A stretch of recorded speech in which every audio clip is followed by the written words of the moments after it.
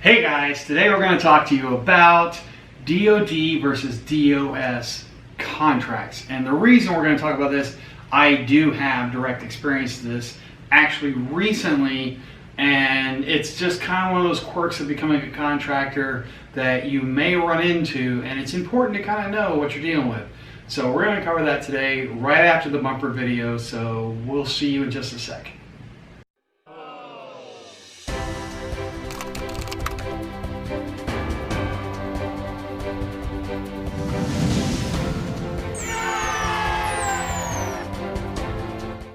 So of the two, which do you really want? Quite honestly, if you could get on board with a Department of State contract, DOS contracts, I'm telling you, man, that is a whole different level.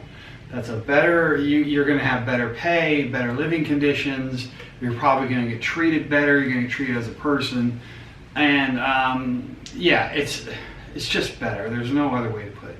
So if you can get, if you can find a contractor that has a State Department contract as opposed to a Department of Defense contract, that is definitely, it's got a lot of perks to it. But one of the big downsides, and you've got to be aware of this, is if you get offered a job and the job is a DOS contract, and so you kind of need to clarify this during the interview process, and we cover that in the course, is basically you ask the person when you're interviewing, like, is this a DoD or DOS contract? That kind of thing.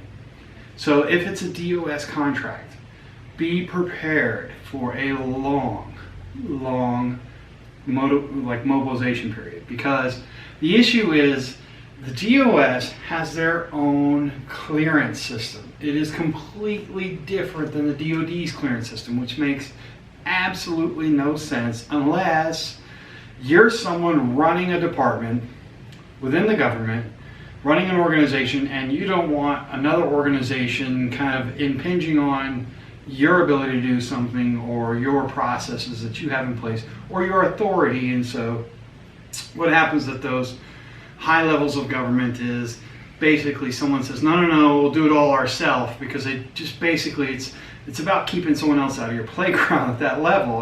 Quite honestly, at that really high level, they just don't want to cooperate. They want to do everything on their own.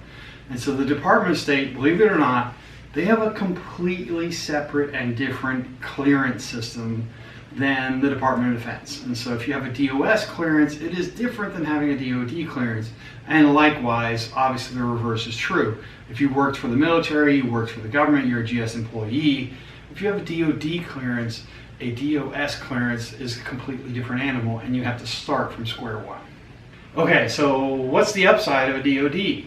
Well, a DoD contract, a DoD job, is basically going to offer a lot faster mobilization. Get to the chopper! A lot clearer rule set, and basically be a lot more efficient in general. Now, the downside is that because it's Department of Defense, guess what? You're going to get treated like you were in the military. I mean, that's just, obviously you're going to get treated better because they know you're a civilian. They're aware that you're a civilian.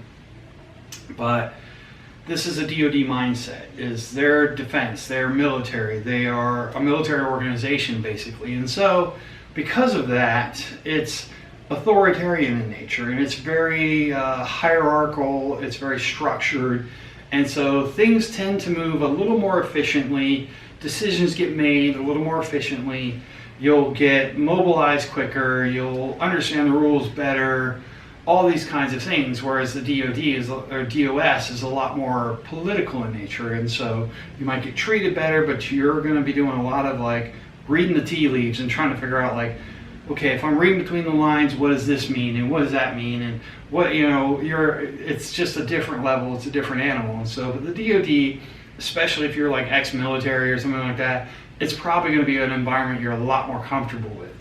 So it's going to mean a little bit less pay on the DoD side, because that's what's highly competitive right now, is those big DoD contracts. Whereas the DOS, they have a different sort of rule set that they make decisions by when it comes to awarding contracts. So they can kind of do what they want, and as such, they're not under all those other rules that the DoD has, and so they can kind of make their own contracts, have their own rules, do their own thing, which, believe me, they do. And that ends up with a better lifestyle. It ends up being better for the contractor that's working on those contracts, but it's far less efficient, and it will take a long time to get that first clearance and get mobilized initially. And then once you're on the ground, things are a lot more hazy as far as like the rules and like code of the conduct of day-to-day activity. So just these are the things you got to be aware of when you're looking at a DoD or DOS contract. So which is better? That's kind of what I've been asked a couple times now when people got offered a DOS contract, and they're like, oh, which is better? Dude, pick your poison. I mean, there's going to be upsides and downsides to every sort of choice that you make, and there is no easy, clear, that's how life works. Very rarely is there a clear winner, a clear choice, an easy way to like, oh yeah, that's better. This is one of those times where, okay, if you go with a DOS contract, say you apply for a job and they tell you later it's a DOS contract, be prepared to wait to mobilize, because it could take you up to 3 months before they can even start to move you to where you're going to get in place on the job. Whereas a DoD job, if you get the call, and this is something I recommend in the course, is, you know what, if you are ready to go, tell them you're ready to go. Use that as a selling point.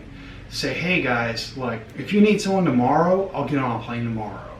And that's a strong selling point. They know you're motivated. That's like a good team player. That's the kind of thing they're looking for.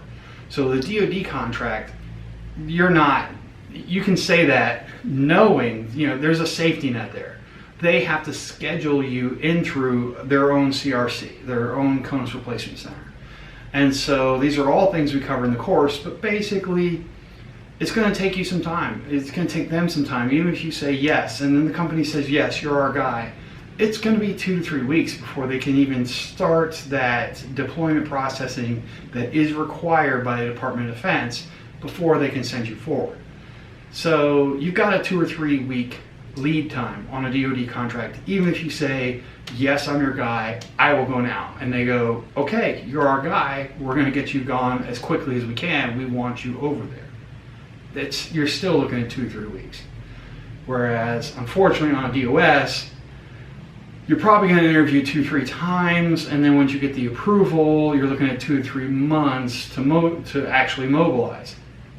But the upside is, once you're there, a lot better living conditions, probably better pay, way more personal freedom, but the environment's going to be a little more ambiguous. It's going to be, you're supposed to be doing this thing, and you need to be able to function independently and make a lot of independent decisions and realize that you're going to be operating in a very politically involved and complex environment. Whereas DoD is generally like, here's your job, just do it. DOS is going to be more like, here's your job, but there's like a lot of eyes on this, and you got to make sure that you're doing this thing as well, and also this thing, and don't forget about so-and-so, make sure they're happy. So these are the kinds of considerations you need to do on a DoD or DOS. Neither is necessarily better, but they are different, and when you're trying to be a contractor, you could end up being offered one or the other, and it's up to you to make sure to ask before you become a contractor. So just make sure and ask when you're doing your interview, and that's how you'll know, and then you can make an educated decision on, is this the way you want to go down? Okay, so that's it for this week. Basically, DoD, DOS, now you know, knowing is half the battle. These are things you might come across, and now you know how to kind of make an intelligent choice about it. So that's it for this week, and we will see you next week with a new video, hopefully in next week in dog years. But we'll see you next time. Thanks for tuning in, and hit the like or subscribe if you can kind of pick up what we're putting down here at OCA.